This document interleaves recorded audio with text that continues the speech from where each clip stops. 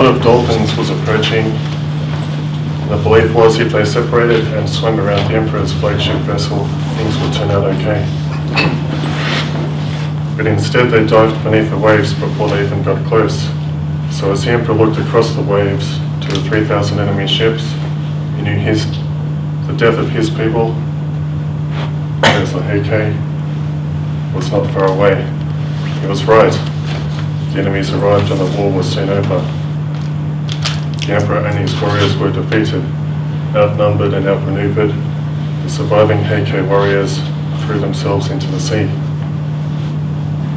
That happened around 800 years ago.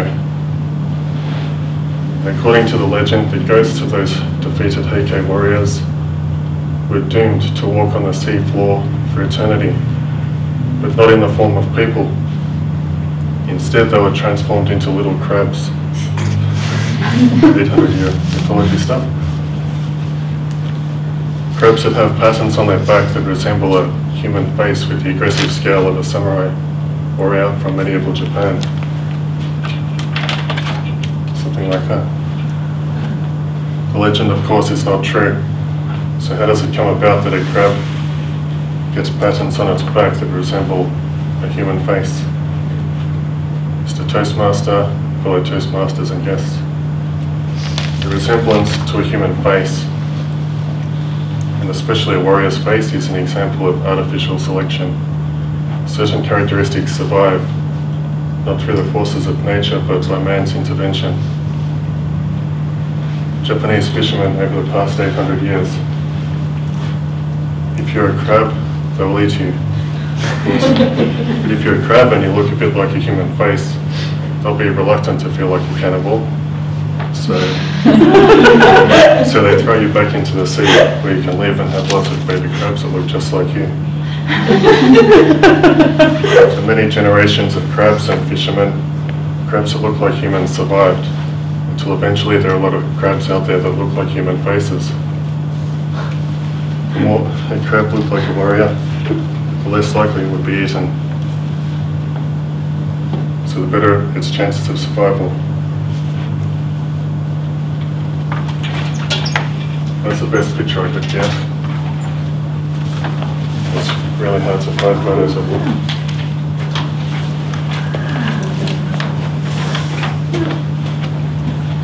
Clearly way too specific and too detailed to be natural. That can only be the result of artificial selection over many hundreds of years. And most of you will probably go home believing that, but not so fast. The problem with a lot of information out there is that it's either totally wrong, or in the case of those crabs, it's probably wrong.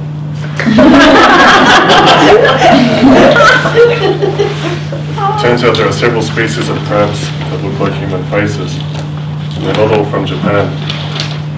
The grooves on their back make them look like that, but they're actually internal ridges that support muscle attachments, and the space between the grooves provides more room for internal organs. Plus those crabs are only about the size of a 50-cent coin.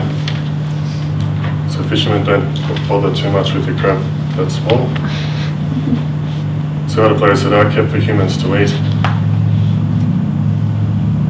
it's not worth the trouble of sorting them to see which ones resemble a human face.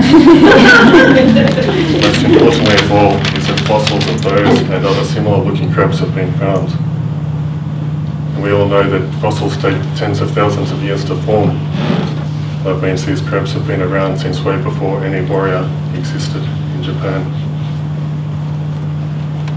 A lot of people who read about these crabs probably end up believing the wrong thing about why they are that shape. That's not a big deal.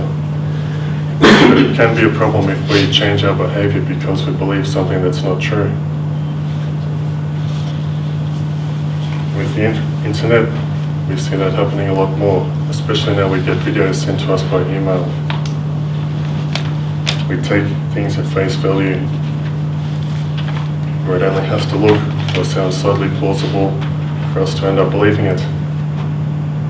Do you remember the video earlier this year of mobile phones where they made them ring and they popped some popcorn? lots of controversy over the radiation from mobile phones. So immediately it's slightly plausible.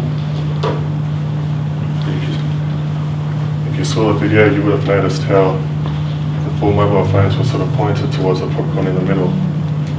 But instantly you should have thought, if that's really about what the signal, how it's focused, you should have realized if that's really where the signal mostly goes,